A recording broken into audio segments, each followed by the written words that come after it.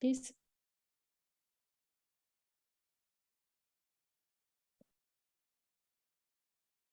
So the Critical Ecosystem Partnership Fund, commonly called CEPF, has existed for 22 years. And it is a joint initiative of 6 donors that you can see listed in the screen.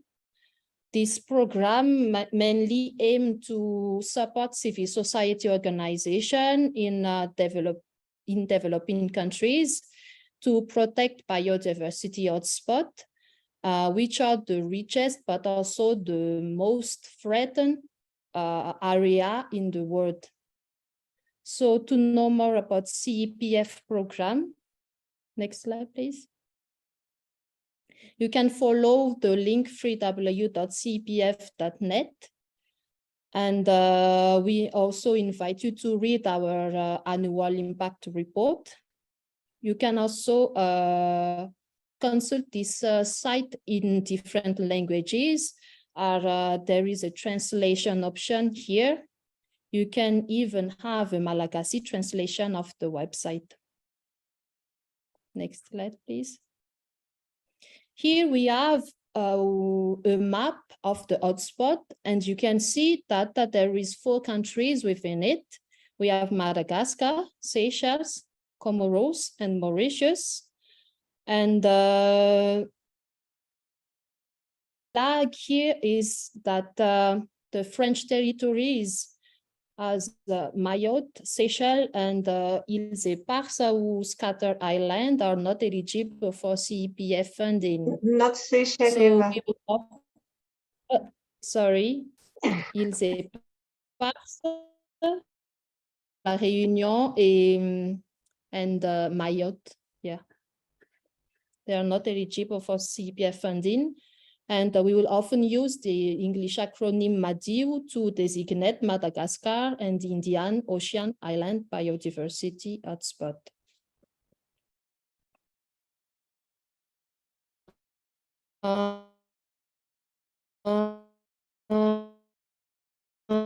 For our past investment, $70.9 million, with a first investment on Madagascar with about $4 million, followed by consolidation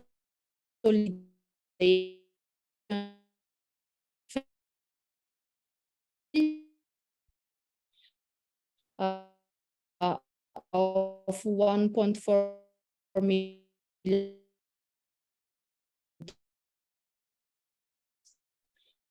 And then the new investment for countries, as we can of them, so the capacity strengthened.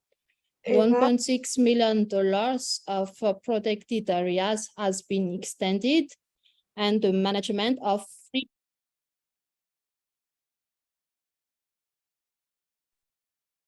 Pardon, on a perdu Eva?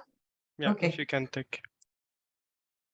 Sorry about it, everybody. Connectivity isn't always on our side on this one, so I'm going to take over until Eva comes back. Paul, can you let me know when she comes back, please? So I might just restart that slide because I think we started losing her when we got onto that slide. So that slide is about our past investment in the hotspot. As you can see on this slide, the amount that we have invested since 2001 is almost $18 million US. That represented 3 different investments. The first one that was specifically focused on Madagascar, as well as the second one, which was more consolidation phase. But the last one, the one from 2015-2022, was an investment that spread across the hotspot, so on the 4 eligible countries. and just ended last year, and you may have been involved in that investment or be beneficiaries of that investment. So you probably know that there was a lot of grants awarded to local organizations. 70% of those grants were actually to local organizations, and they've helped, according to our metrics, they've helped raise the capacities of these organizations. 67% of them said that it helped raise their capacities. The next slide, please. Yeah, Eva can take back. She's back. Ah, she's back. Okay. Go ahead, Eva.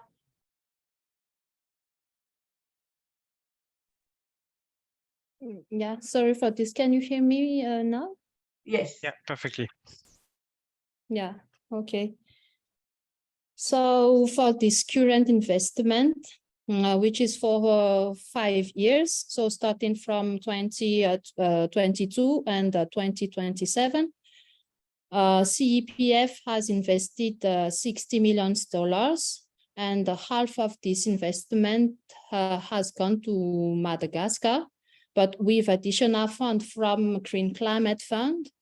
There is a change of approach for CEPF. So this current investment will be more focused on climate change, on ecosystem resilience and community resilience. And every project that wants to be funded by CEPF has to demonstrate that aspect of climate change. Next slide. So this investment is managed by a regional implementation team, which is a consortium of 5 organizations, including IUCN in Netherlands, which works in nature conservation, grants management, EBA, CEPF based in Madagascar, and the work in climate change and community-based development. Initiative Development that works in civil society capacity building based both in Madagascar and Comoros. Forena that works in reforestation, and then CECAT, which is also a grants manager in marine conservation based in Seychelles. And now Paul will present us a little bit some basics on EBA approach. Thank you. Thanks, Eva. Like presented by Eva, this investment for CEPF is quite different than previously. So it's not only focused on conservation of species, but it's really on adaptation for the ecosystem for fight against climate change. So what is ecosystem-based adaptation? Is basically promote conservation for improve the resilience of community and people against fight of climate change. So that can be on different activities that go under conservation, sustainable management, to reforestation and agroforestry. The main goal of ecosystem-based adaptation is to protect or to increase the ecosystem service gave to nature for the people, and also to protect the people against the effect of climate change with this ecosystem and the service this ecosystem. So you can find quite a lot of information on the CEPF website about this investment base of ABA, and you can find also a lot of information of internet, like the friend of ecosystem adaptation or IUCN website. The 7th of July, IUCN Netherlands will provide a short session on ecosystem-based adaptation, and we will send a link and information for the people who want to follow this presentation. Do you have any question on the CEPF before we start to talk about this eligibility and concrete about the call of proposal? You can write on the chat, and you can also take directly the floor.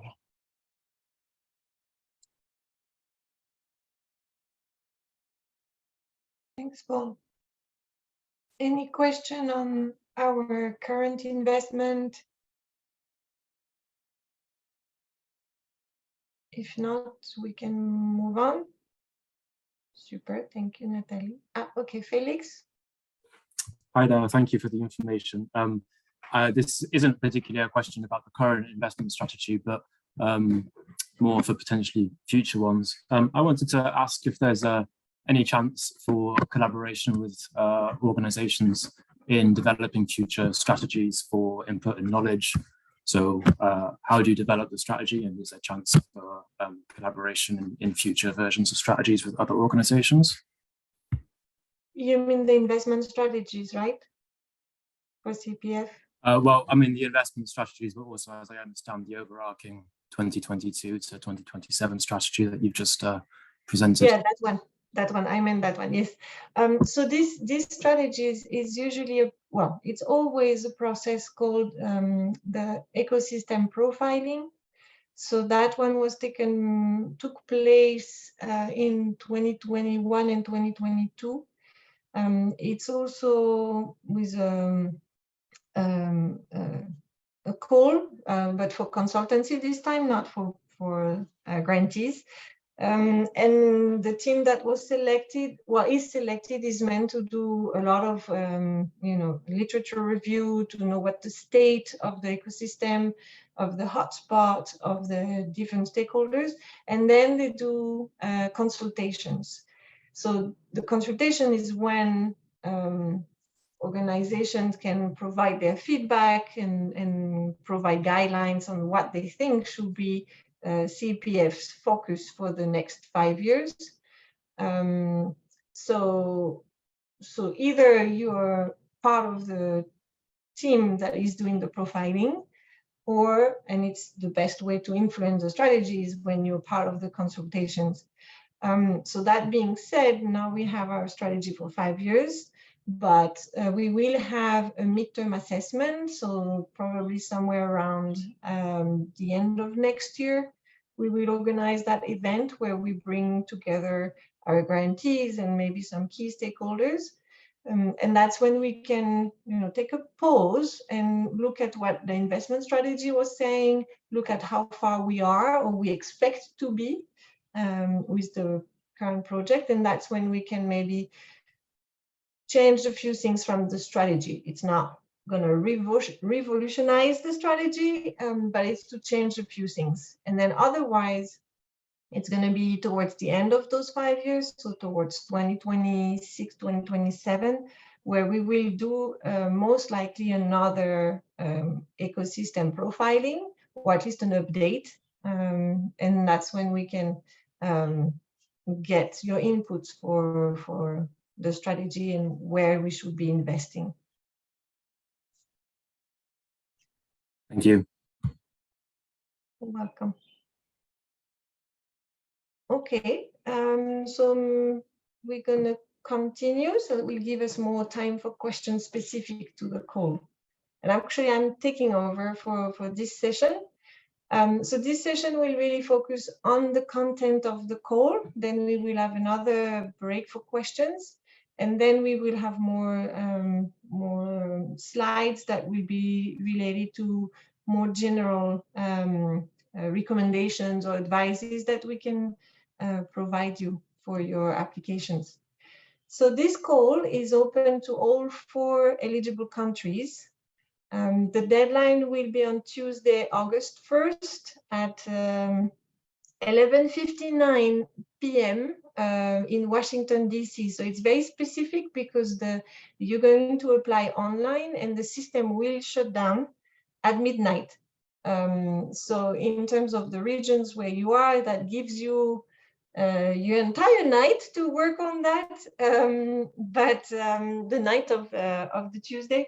But I obviously highly recommend you to submit your application at least 2-3 days before the deadline in case you have issues with the system, the online system. The 3 eligible investment priorities are 3.1, 3.2, and 4.1. I'm going to go into more details on them. This is a call exclusively open for large grants. So this means budget that will be above $50,000 US. There is no specific limit in terms of the budget, but we probably will talk about that a little bit more. And then in terms of project duration, I really want to highlight this point. This project duration is an eligibility criteria, meaning your project can be 36 months maximum, so starting in January next year and ending the latest in December 2026. If you submit an LOI, a letter of inquiry, so the document that you should submit, if you submit it with a period above 36 months, your project will not be eligible.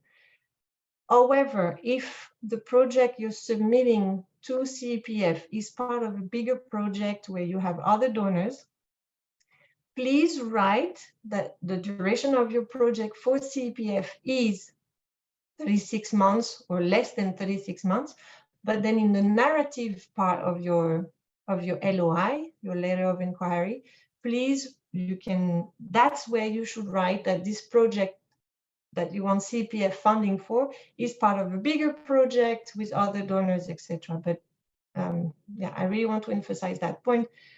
I write down only the project duration related to CEPF and do not go beyond 36 months. Next slide. So for this call, open to strategic direction 3 and strategic direction 4, but very specific investment priorities within these. I want to say that the project that will be selected, they must contribute to CEPF logical framework. That framework, you will find it in the chapter 15 of the ecosystem profile. So please have a look of the ecosystem profile. And we've highlighted here on this slide the objective of the targets that we have to meet by selecting projects for this call. The last two, they are crossed because they are not part of this call. They are part of another investment priority. And as you can see with this the one highlighted in yellow, especially for investment priority 4.1, we have very restricted targets. For example, we're looking for only two research projects. So the competition is going to be very high. And that's why we really want you to pay extremely attention to all the details of the call. Read the call over and over, read the ecosystem profile, and we're going to highlight a few chapters to you today because it's a big document. So at least we are pointing out the chapters that you should be reading. But please pay attention to that because we don't want you to work on the proposition and spend time on that, and then of course not be eligible in the end. So the next point is to highlight those investment priorities. So for the strategic direction number 3, the general idea of investment priority 3.1 and investment priority 3.2 is the fact that it's about building capacities of other organizations. The approach under 3.1 is more a one-on-one capacity building, meaning it's going to be a bigger organization having several, organization having several organizations that they're going to build capacity of, but by having more one-on-one engagement compared to 3.2, where the idea there is more to create the network.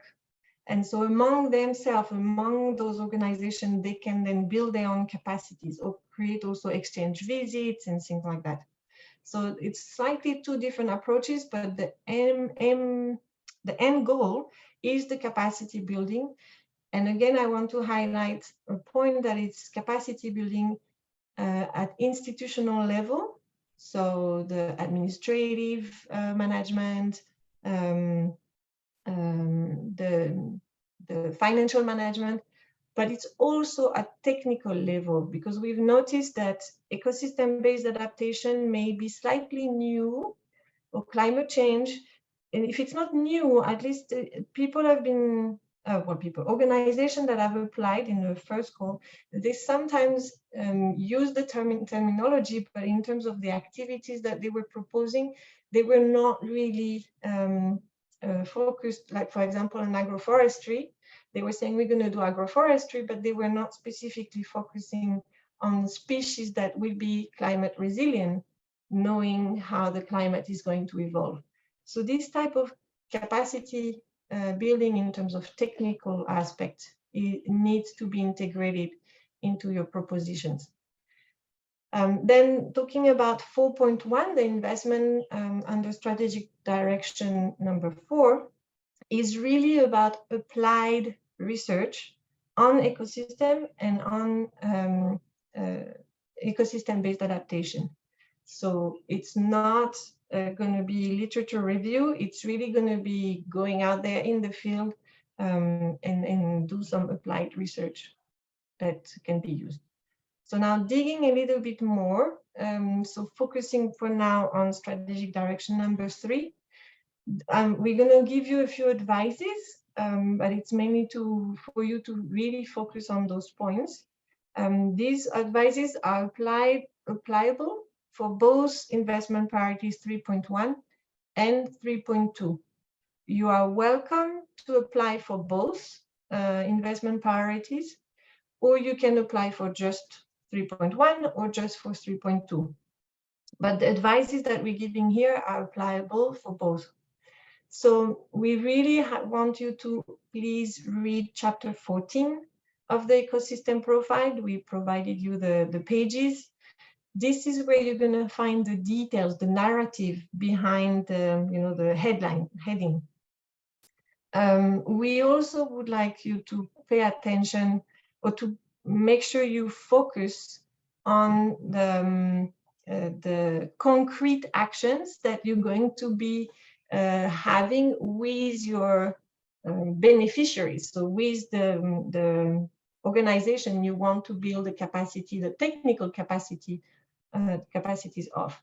So it's not that you're going to do the activities in the field, but you're going to promote a working environment where these organizations can do concrete actions related to climate change and related to ecosystem-based adaptation. We also would like your project to focus on the operational and institutional capacity building, but with hands-on practices. It's not so much going to be organizations sitting down and listening to a training. It's really going to be how, now that we've heard the theory, how do we put it into practice for our capacity building in terms of institutional growing up. The next recommendation or advice is to include, actually it's not advice, it's a requirement on this specific strategic direction, is for you to include at least one organization that will be working in one of CEPF priority KBAs. The list of priority KBAs is in chapter 14. We have, in total, there are 70, if I'm not mistaken.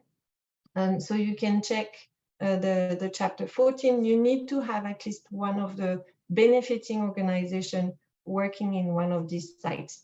If you have more, great. If not, all of them are in priority KBAs, it's also okay. And then in your proposition, you do not need to pre-identify all the organizations that you're going to build the capacity of. However, we will ask you how many, so please add that in your letter of inquiry, how many you're planning to work with, what will be your selection criteria, and how are you going to select those organizations. And then my last advice on this one is to demonstrate what are your expected impacts on those organizations, and then how you're planning to measure that, how are you going to verify that they have actually built their technical and institutional capacities. The next one. before I dive into exactly what the evaluation criteria will be, I want just to give you a little bit of the bigger picture. For us, the idea of this, the project that will be selected for this investment priorities, there will be project led by a bigger, stronger, not bigger, I keep saying bigger, sorry, a stronger organization that has the capacities to then build the capacities of other organizations. The lead organization and the beneficiary organization can be a relatively diverse range of civil society organizations. It can be the general non-profit organization, but it can also be community groups. It can also be the private sector. It can be universities. So we have a broad definition. So all these categories of organization can apply to be either the lead organization that is going to build the capacities, or they can also be the beneficiaries. If you are an organization that wants to have its capacity built, do not apply for this call. However, please reach out to us so that we can then put you in touch with the organization that we are going to select for this call, so that your capacities can then be built within these projects we're going to select. I'm seeing a question, so I can answer. Yes, parastatal institutions are eligible as long as they meet 3 criteria. Those 3 criteria are basically to have a kind of an independent board or independent system that from the government, so that if we send you the funding, you are still solely responsible for how you're going to use those fundings. That you are an organization that can receive and spend private donations. And the last point is that you cannot claim sovereignty, or is it like that if we need to get the money back for any reason, that you cannot be protected by the law, and then CEPF cannot get the funding back. So this is more detailed, of course, on our website and also in the call. But yes, they are eligible. And if you need to work in collaboration with a cooperative or other organization, you can. So it can be a consortium of organization, and as long as we have a lead organization that we can sign the contract with. So I will check the questions after. I will continue with a few slides, but we'll come back to the chat. So in terms of the experience, this project, ideally your organization should have, can I go back to the other slide, please? Thank you. The organization should have a minimum of 5 years in organizational development or capacity builder for other organizations. The experience also should be about mentoring approach if you want to apply under 3.2, which is the, if you want to apply under 3.1, the one where you work one-on-one. So it's not just giving training, it's really this notion of we're going to work a long time with those organizations to build their capacities, and we're going to sit down with them several times, not just for training. In terms of the experience of the organization that we're going to look at for 3.2 is related to the logistics, so of organizing cross-border exchange visit, for example. All this, related to exchange visits, networks, things like that. So you should also demonstrate your own network of experts that you have, or the connections you may have with other organizations, or the expertise that you may rely on for this capacity building. And the last point is we ask those organizations that will apply to have a local presence, or at least a strong regional engagement, like minimum of 2 years. Okay. Then for strategic direction number 4 and the investment priority 4.1, again, few advices.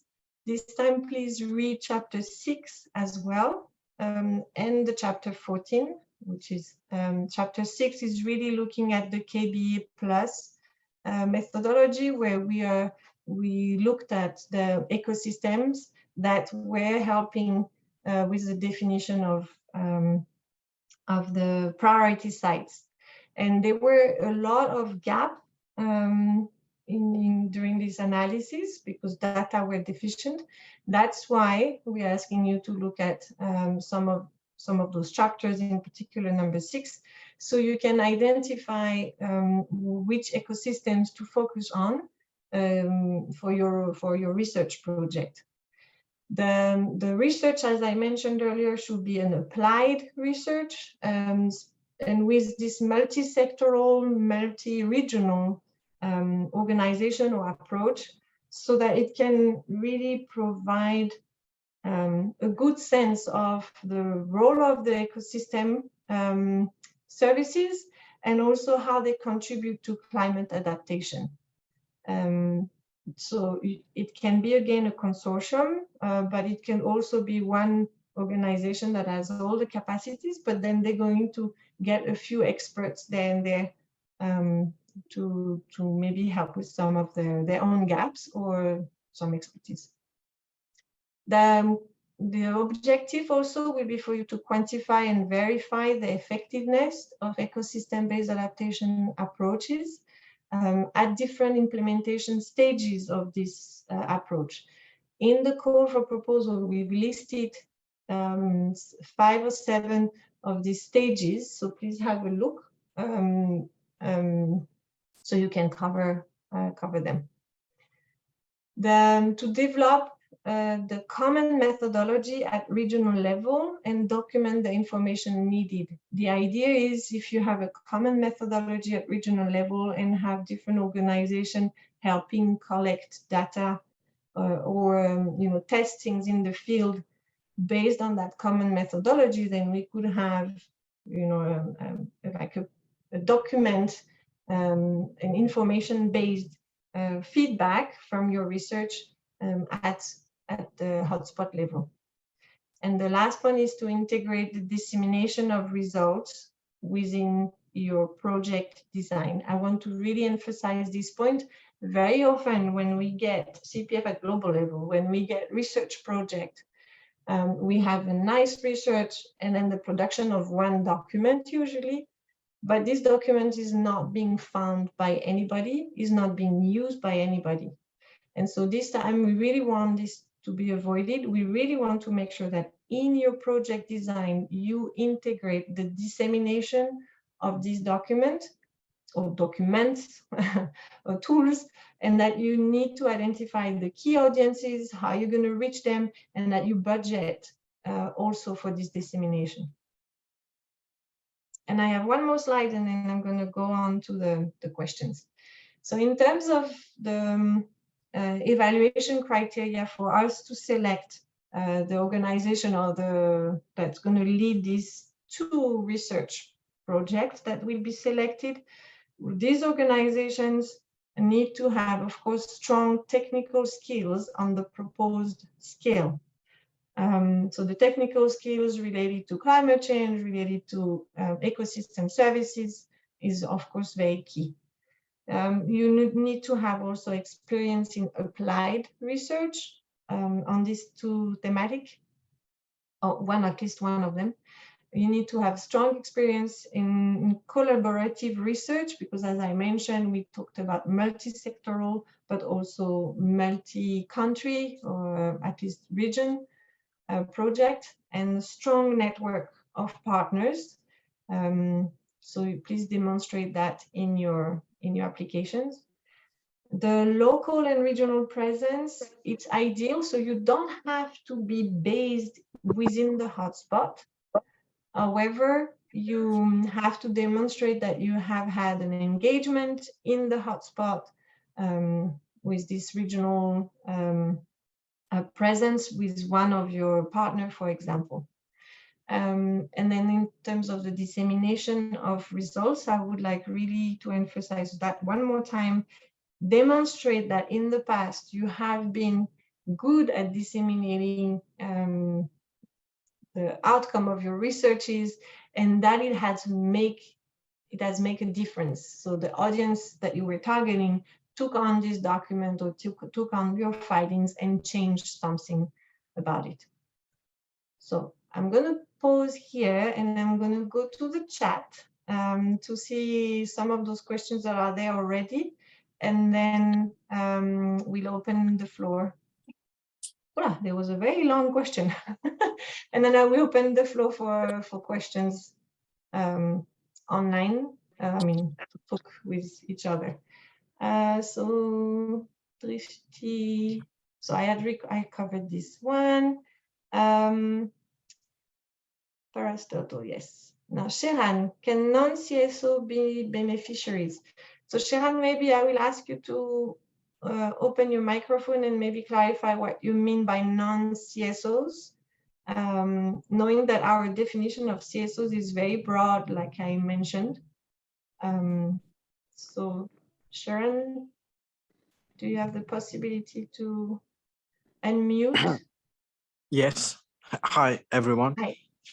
In fact, the question also came from Kristen Griffith from Ebony Forest, Okay. and she sent it to me by mistake, direct message. So I copied and pasted it to her. I believe what she's trying to say is non-civil society organization, because I believe there are 5 types. There are 5 types, you mean?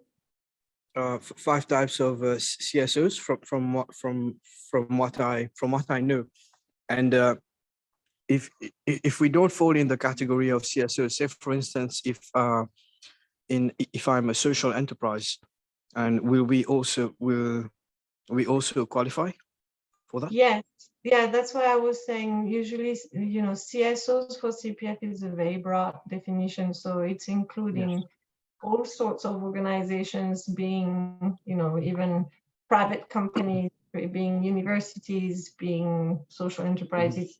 Yes, cooperatives, kind of almost you name it. The only thing is individuals are not considered CSOs, they're not organization.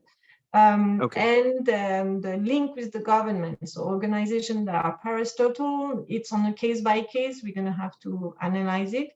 Some government officials could be beneficiaries, but again, we're going to have to discuss that on case by case. So you can propose a project and then we will discuss, but yeah, for those two type of organizations that are related to the government, it's a bit more case by case, but the others, they are eligible. Okay. So then if I'm a social enterprise with a BRN, then I can also qualify to present my project. The project I've been working on. I don't know what a BRN is, but yes, the answer is business registration number. Okay, yes. In any case, Yes. the answer Sorry, was yes. I'm using Mauritian terms. I'm from Mauritius. No problem. But yes, you can apply. Oh, okay. Both as the lead organization, as the proponent, or as a beneficiary of training, you can, you can be eligible. Thank you very much. I will leave the floor for others to have their questions. Thank you, everyone. I will continue maybe on the chat and then come back to those with their hands up. So Felix, is there a maximum grant size applicant can apply for? Okay, I knew this question was going to come up. So thanks for asking that. We have a restricted envelope for this call. So under strategic direction 3 for investment priorities 3.1 and 3.2, we have about 1.5 million US dollars for the two activities, set of activities. For strategy direction 4, we are looking, sorry, I said 1.5, I mean 1 million, around 1 million for 3.1, 3.2 as an envelope. So depending if you apply for both or if you apply for one or the other one. And knowing that we're not going to select just one project, right? So that gives you a general idea. And then for investment priority 4.1, we have a budget around $500,000 for that one. And again, there we're looking for 2 projects. So again, that gives you a sense of the type of the amount that you can target. Is there a template for applications? Yes, we are going to share that. Paul may have done it already, but if not, he's going to share that.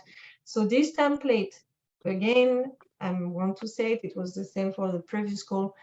It's only a template for you to start working on your application, but do not submit this document to us by email or other ways. Your application needs to go in conservation grants and is going to be fully online. So this template is only for you to prepare your application. Shiran, I think your microphone is still on. If you can mute yourself. I'm sorry. No worries. Thank you. So then I haven't seen a specific area in the application form to enter beneficiary numbers. Should this be included in the project narrative? And can you suggest? Yeah. So yes, I'm glad you already looked at it. Yes, it's in the narrative section that you should say the number of beneficiaries or the type of beneficiaries and the processes of selecting them, the criteria for the selection, or even already listing them if you already know with whom you want to work. So that's in the narrative. Should beneficiaries be individuals, CSOs? Okay, so we've covered this. It's not individuals, but it can be, of course, individuals of a CSO. That's obviously. And then what sort of disaggregation is preferred? So yeah, more CSOs level, if that's what your question was. Then is there a maximum word character count for the following section? I would not know that by heart, but we do have some sections which have a maximum word character count.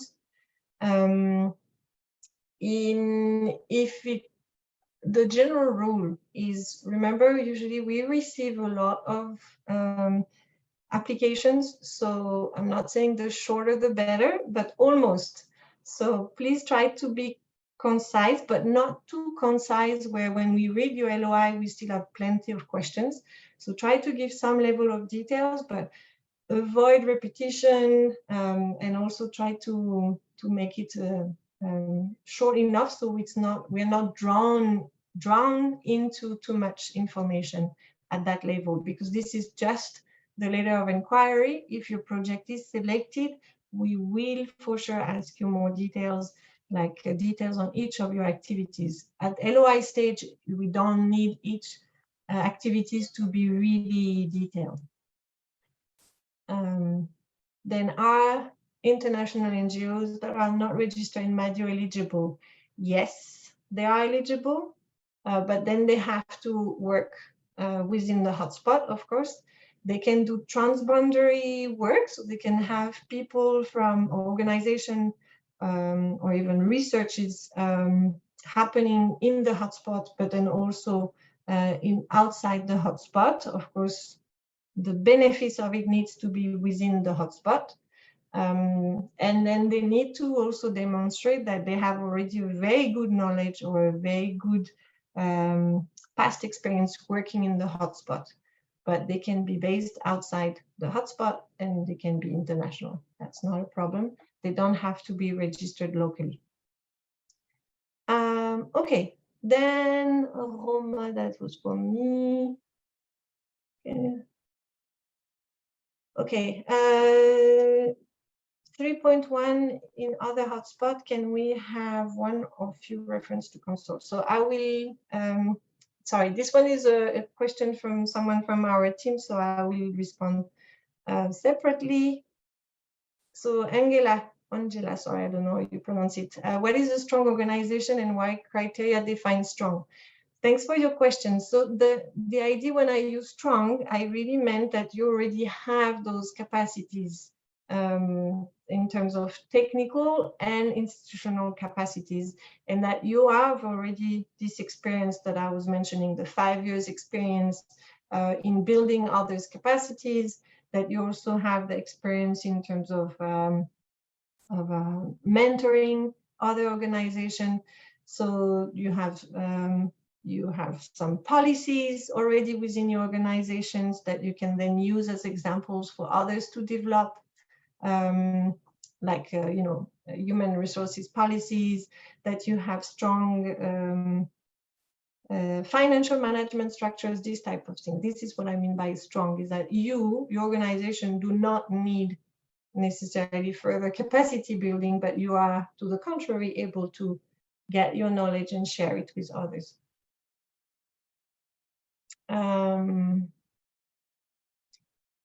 Then it's Mark who made a comment. Then Martin, I believe the presentation will be sent to today's participant. Yes, so this was already responded. It will be, the presentation of today will be available. How many projects do you anticipate selecting for outcome 3? Lisa, I do not know how many projects we're going to select, and the reason for that, it's because, as you may have seen on one of the slides, thank you, Paul, yes, that one, we have quite a few targets to reach, and I want to maybe highlight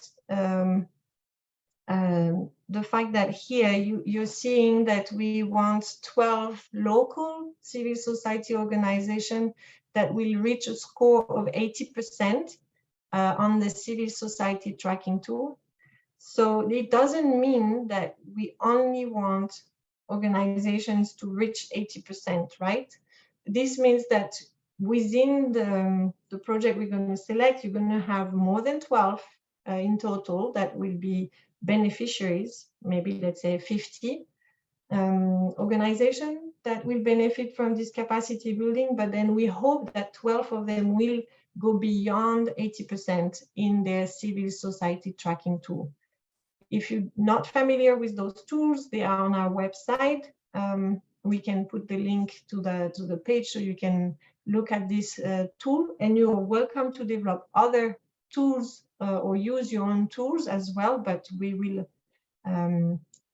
for us to measure our own target, we will use the CSTT, the Civil Society Tracking Tool. So that's why I cannot answer with precision.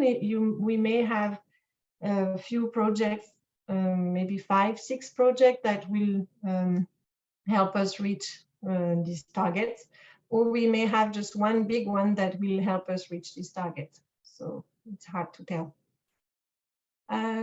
Could you say more about beneficiary for 3.1? Does this mean direct or indirect via the, okay. So this, thank you for having looked at that, Liz.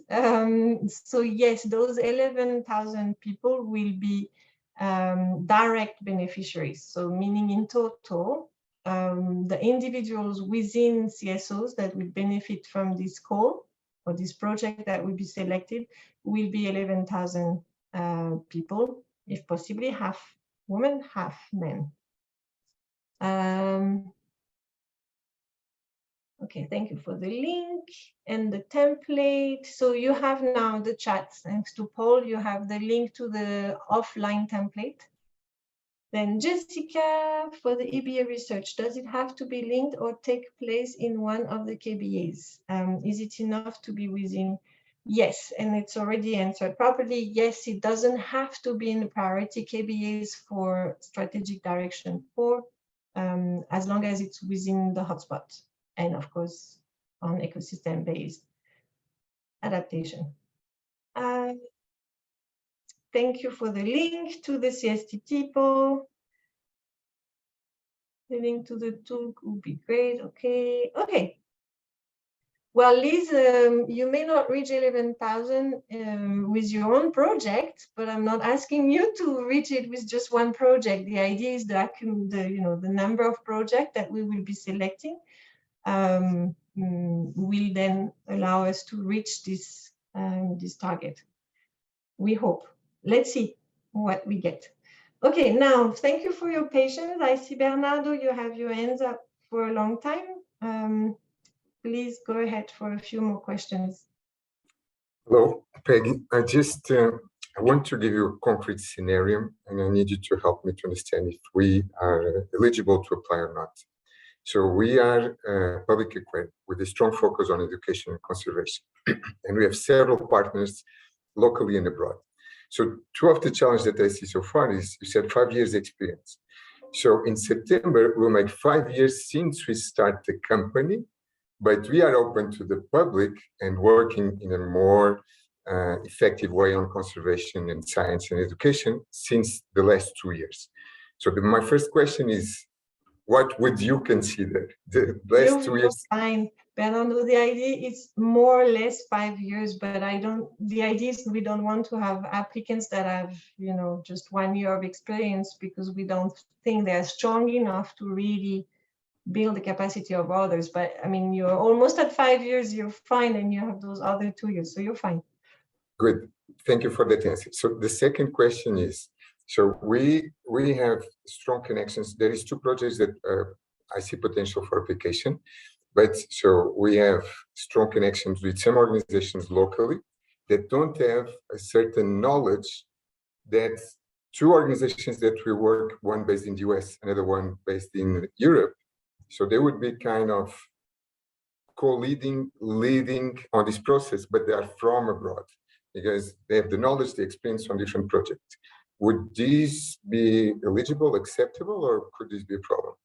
Yes, they are eligible. They're eligible. Yes, because the main outcome of their product, if you want, or their deliverables will be within the hotspot. So they are eligible. And then a last topic, because I saw that you said that I don't know if ideally or mandatorily, they should have experience with the hotspots. But my question is, if I have somebody that has a massive experience with similar hotspots in other locations, but they don't have an experience with a specific local hotspot, one of the projects, for instance, is covering all the Caribbean Sea. But they don't have still a project here. How would this be evaluated? Okay, so thanks for this question. Just to clarify, it's the organization applying for the grant needs to have the hotspot experience. But then you can work with experts or other organizations because of their specific expertise, and they don't have to have the experience with the hotspot. You can work with them, they can be abroad, they can be in the hotspot or whatever, but they can be abroad and not have any experience with the hotspot as long as the deliverable will be within the hotspot. So I think in your case, you're fine for everything so far. Good. Thank you so much for the answers. So good luck. Thank you for that also. You're welcome. Izad, hi, how are you doing? Hi, is it me now? Yes, it's you now. How are you doing? I'm good, thank you. I've got a few quick questions. So basically, first one is, can the organization apply for more than just one grant during the same call? Yes, it's a very good question, and we're going to cover it just now, but yes, you can apply. And even if you're already, I'm saying that for others, but if you already are grantees or pre-selected, you can still apply. We just want to say, and that was a question we had yesterday in the French session, if you want to apply for more than, for different geographic locations, just don't send us a project for each location. Send us a whole project, right? Yeah. Covering all the geographies, even if what you're going to do in some geographies are going to be slightly Yeah, different. I was more thinking like different strategic points like you've got. Like So I was 3 thinking like, and 4. like application for research and then maybe for the climate change. Going to climate change, is forest restoration enough for the climate change initiative from the CEPF? So if we just get rid of the invasive species and replant the forest with the endemics, would that count? Yes, so if you demonstrate, it's Okay. you don't have to go the entire list of ecosystem services. You can just And that's select my note some as well. ecosystem services. Perfect. Last question was capacity building. Does capacity building means that we have to work with other organizations, or would that also include the fact that we employ people to train to do the conservation work? No, not that. It's really towards organizations. Organizations. Would university count as that? I think you said it did, no? Yes. And do. also international. So it's yes, like international universities of organization would count if they work in Mauritius. As a beneficiaries, you mean, or as the? Yes, as a beneficiaries. Let's say we collaborate with universities from abroad. Can we place application to work with them, let's say, as a research or as a capacity building? Yeah. So to provide the services, yes, they can be part of your proposition, but to be the beneficiary, if they are from abroad, then you would really have to demonstrate that although they are from abroad, they're really focused in the hotspot. So as beneficiary, it's a bit going to be more restricted, but yeah. Okay, perfect. Thank you very much. That's all. You're welcome. Thank you. You're welcome. Is there other hands up, or do I go back to the chat and let me know how we're doing on time? Where I have left it. Information on future. Can you provide more information on future calls, small and large? I see my colleagues have responded. There will be another one in September and another one in October. We submitted for the last small grant and it was the first time. How can we understand what were our mistakes? Okay, so Martin, I know they've also responded to you, but yes, the best way is to contact the RIT so you can have some feedback, more specific. And then Felix, the organization applying for the grant must have experience working in the KBA listed, but their partner don't need to. No, okay, so Felix, that question, both for strategic direction 3 and strategic direction 4, there is no need for the applicant to have experience within KBA, priority KBA. As you don't need that. What you need is for strategic direction 3, you need to have, as part of your beneficiaries, at least one of the organization need to be working in a priority KBA. So I hope I clarified that point. Peggy, can you take the question of Lisa and after we continue? Exactly. Yeah, thank you. So Lisa, regarding the CSTT, would we complete pre and post data for each of our beneficiary organization? Yes. And the goal is for them to score 80% on your exam. This was also a question in the French session yesterday.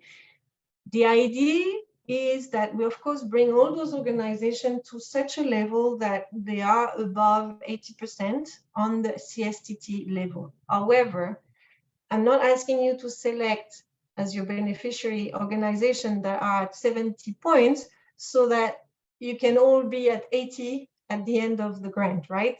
The idea is really you select the organization that need it the most, and most of them will be low in score when you start. They're going to be 20, 30% in terms of score. But you're going to try to lead them to reach the 80%. If you don't reach that, it's okay. You still have built those capacities. But what we really still hope is that we will have, within all those projects, we will have at least 12 organizations which will have reached those 80%. So I hope it's clear. Do not go for all those organizations that you know are already quite well off in terms of capacity, so you can reach the target of 80%. It's not the idea. The target is ours, right? But the idea is really for us to build the capacities. If we build the capacities of those organizations, we are already succeeding what we want to achieve overall. Yeah, just maybe Okay. just adding to that is that, of course, for us, our key challenge, talking conservation community in general, globally, is that we are limited in numbers. So we need to add both sort of the men or the people power and the brains and the experience. So we need to add people and we need to add efficiency to this global group of actors. So basically that is the idea. Thank you. Yeah, exactly. And it's impossible anyway, Lisa, for you to know if those organizations will reach 80, but your end goal should be to accompany them for them to reach 80. And if they reach, great. If they don't, I'm sure they would have improved drastically their capacities, and that's what matters, so they can continue working and be more strong. So I'm going to hand over now to Eva to continue on a few more recommendations, and then we would have a last set of questions. Thank you. Yeah, thank you very much, Peggy. Most of these points have been already raised, but this is just to re-emphasize as a further recommendations. If your project is not fully eligible for this course, please wait for future courses, because there will be future courses this year. Otherwise, we will just waste our time. And to be sure of your eligibility, you are invited to discuss with the REIT, with your focal point, with Peggy or with me. And regarding the budget, please do not overestimate your budget, as it will be subject to readjustment during the revision phase. And also for those who are intended to work in protected areas or surrounding of protected areas, it is always highly appreciated to have a letter of support from the official manager of the protected areas. And in terms of impact, Peggy already highlighted this before. When selected your impacts, do not overestimate it, and try to quantify your impact. Also for us to be able to determine your contribution to CEPF in the portfolio indicators. And the best is to have few realistic impact, which is more in line with the duration of your project, with CEPF logical framework. And that is also easy to monitor and evaluate. And you can see still see the chapter 15 of the ecosystem profile to have more information on the logical framework of CEPF. Next, please. For an organization to be eligible for CEPF funding, so the organization needs to be an NGO, an association, a community-based group, a private sector. It can be also a university or a research center. Only public entities are not eligible for CEPF fund. And all of these type of organization have to be authorized by national law to receive charitable contribution. For government-owned institutions is also eligible for CEPF funding, just that they have to demonstrate that they are have an independent legal status from the state. And organizations that are not based in the hotspot can also apply for CEPF goals. And we always encourage partnership and consortium to apply to this grant. Next slide. In the call for proposal, you can see a full list of eligible activities, but this is just for example, for you to have in mind that some activities won't be eligible for CEPF, so you have to remove it from your LOI. For example, child labor are not eligible for CEPF.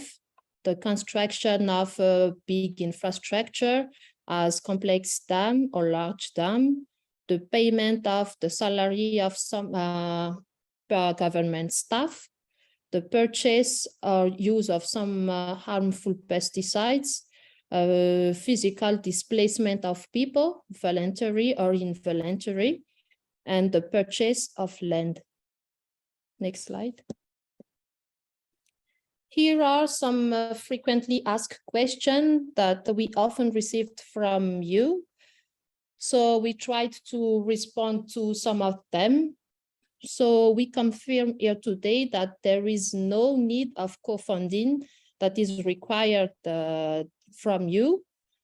Also, there is no limit of the number of application, but Peggy already said that it is best to have a well-developed project, one single well-developed project, than having 3, 4, or 5 projects that are low in terms of quality.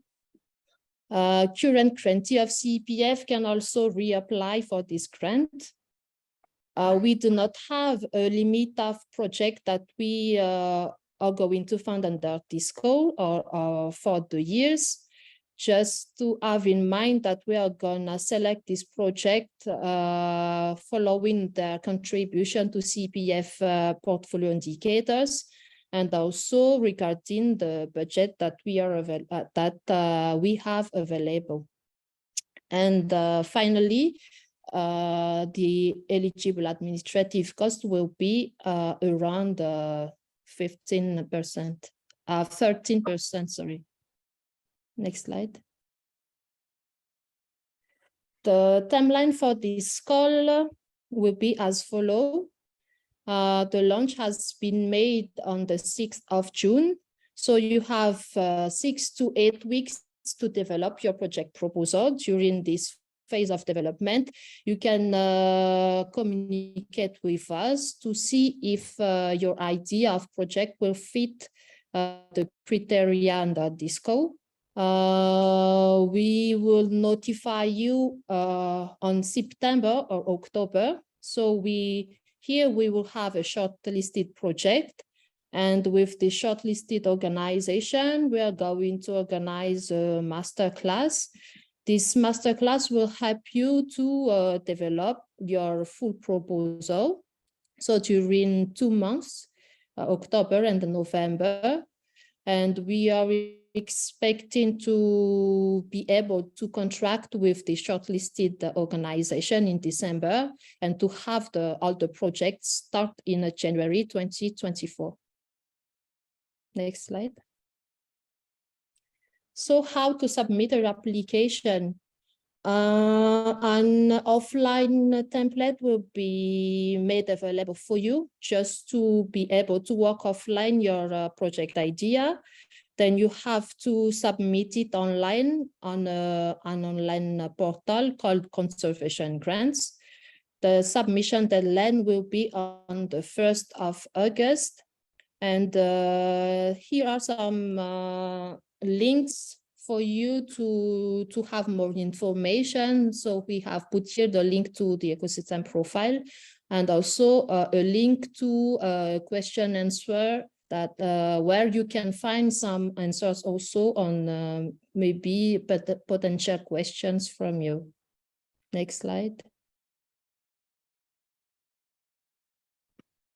So for further information, you can write to us on these 2 email addresses. You can also contact your national focal point if you already know them. Then we will try to respond to you as quickly as possible. So thank you, and good luck to all. We have 15 minutes for a question. If you have your question, you can put on the chat or directly take the floor. Thank you. I have tried to provide answers in the chat already, but if some are still not clear, let me know or let Eva know. And if you have any other questions, the floor is yours.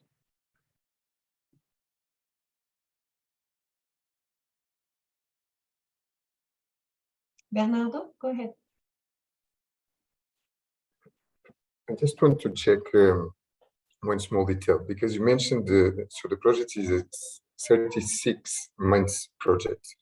What I didn't understand, so I understood that in the application we need to be very careful. If it is a longer period, we should justify, because I mean, we can mention that it will have continuity, but not inside this grant.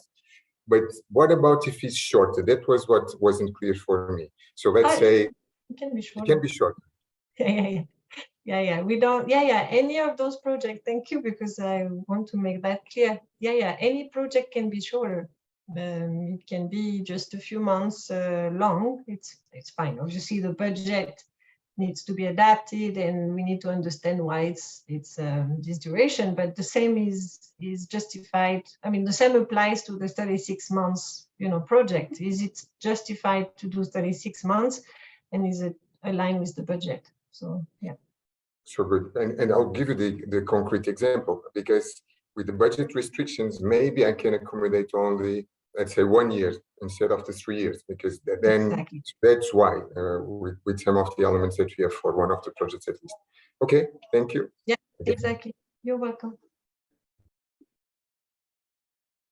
Is that? I may not pronounce your name properly, I realize, but I might. It's Richard. Don't worry about it. No, I just realized you changed the icon on the religion icon thing. Yes. And I just publicly want to apologize for my behavior last time. That's all.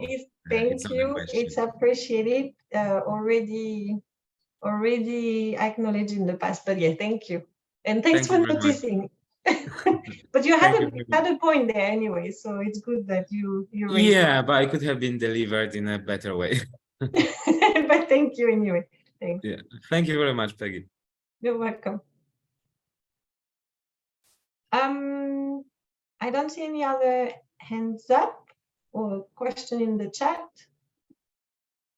Are you all preparing, mentally at least, to apply?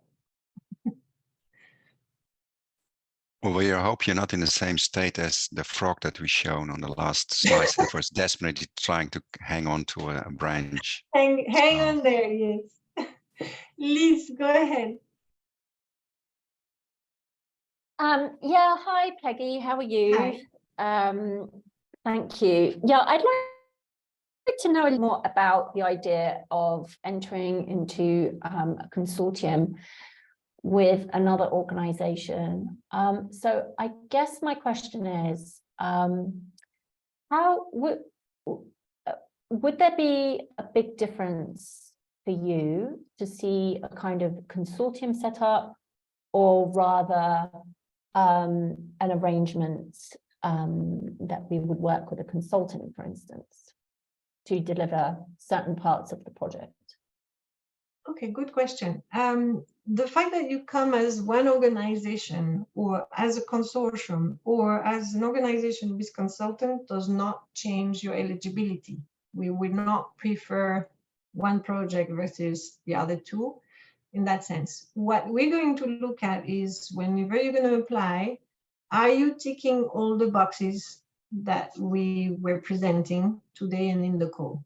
If not, are you in your proposition presenting ways to tick those boxes, either with a consortium or a partnership? Doesn't have to be those big words, but a partnership or a sub-grant to another organization, or a contract with a consultant? And if yes, then it's fine. You're going to be fully eligible. We're going to consider your project. If you're not proposing this alternative on how to fill in your own gaps, then of course your proposition is less interesting than another one that may tick all the boxes. So it's more on that type of reasoning we're going to look at this type of partnership or consultancy thing. Thanks, Peggy. That's very clear. Okay, good, thank you. Brian? Hello, everyone. My question concerns understanding better the measurable outcomes for strategic plan 4. The logic frame you presented emphasizes equally ecosystem services and EBA actions. Though reading through it in more detail, it seems that this about EBA actions, implementing them, testing them. And I just wondered if there's any further clarification, because just evaluating the role of ecosystem services and ecosystem communities is somewhat very different than, I think, than effectiveness of EBA action. Very good question, Brian, and it's really about the effectiveness. This call, we really want to kind of either you test it or you have organization already implementing things, and you're going to go there, develop the methodology so they can collect data from different sites, and you gather them and you analyze them. But the point is, it's going to be tested in the field. You can use empiric or historical data, but also, see how it goes on the ground. And you can also test new approaches, but the idea is really the effectiveness of that. And then, of the ecosystem-based adaptation actions. And then demonstrate that with the one that works, that the ecosystem are able to provide those services. It's then helping towards the resilience of the communities and or the resilience of the ecosystems towards climate change. So it's a very important point, so happy to have Yes, so maybe Brian, Peggy, if you allow me, I think the key challenge for us is that we find those examples of EBA, how it works, that can inspire others at all levels. Because basically we need a stronger evidence base of that this is a smart approach to sort of future development scenarios, etc. So the better examples we get, probably the more effective we will going to be in the long term. Yeah, and I forget if in the end, we kept that in the call for proposal, but I think we did keep it in the call for proposal, but not in the presentation. You could also perhaps rely on some of the project we are currently funding or will be funding under Strategic Direction 1, which is the one about ecosystem-based adaptations, actions on the ground. You could use some of them, and we could put you in touch with them as you develop your project. But there will be, the idea is not for us with this call, is not to assess the efficiency of our portfolio. We will have a specific call for that. But here it's really, if you need more project in the field, we could put you in touch with some of those projects we're supporting. But yeah, the idea is really the effectiveness.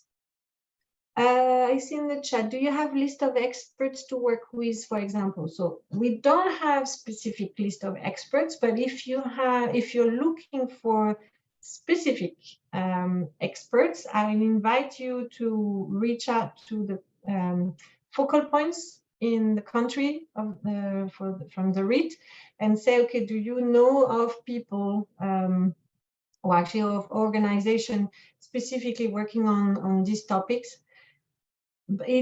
Again, this is something a little bit to take with cautions, because we don't want to give the perception of conflict of interest, like we're going to point you to the experts that we know. But it's going to be a set of experts that you can then pick from if we have that, if the country focal points have some of those experts in terms of knowledge, knowing about them. But I would really encourage you to, to be specific in terms of what you need in terms of expertise. Thank you, Bernardo. You're very welcome. we're coming to the end of this session actually, but I just want to make sure we give you enough time to think of all your questions, even if you can still reach out to us after this session, of course. But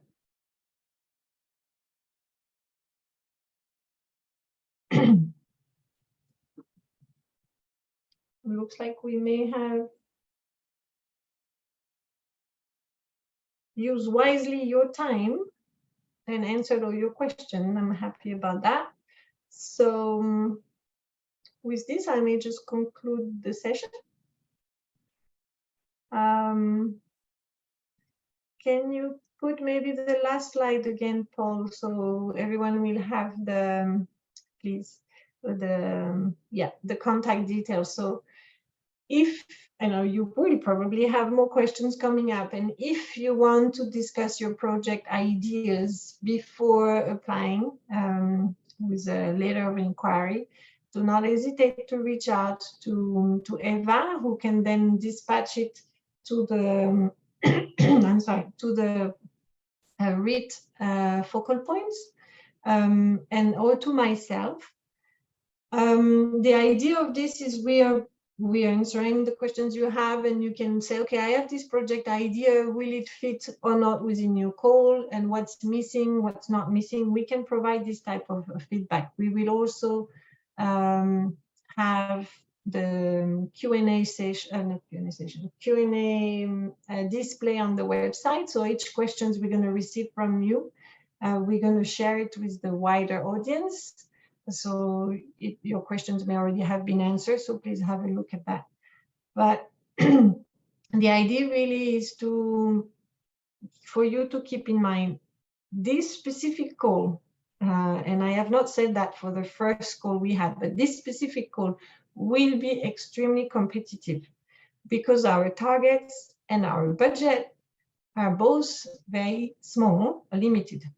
So if you're not feeling properly into the call, please do not lose your time and then just wait for another call. As we mentioned it, there will be another call for small grants in September, another large call for large grants in October, or September, October, we will see.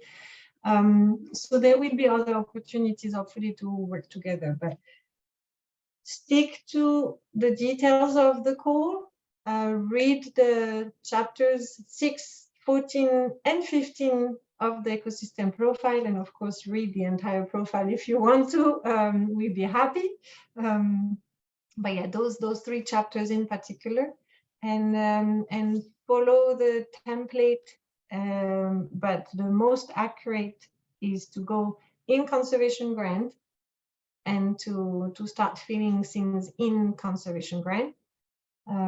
And that should be it. Can you see? Yeah, the chapter. It's chapter 6, chapter 14, and chapter 15. And 6 is specifically for strategic direction 4. You're welcome, Martin. Okay. Thank you so much, everybody, for your interest. Thank you so much for your time. Thank you, Eva and Paul and Mark, for your participation and support with this session. I really look forward to hear back from you via your propositions, and the team is there if you need anything. So thank you so much.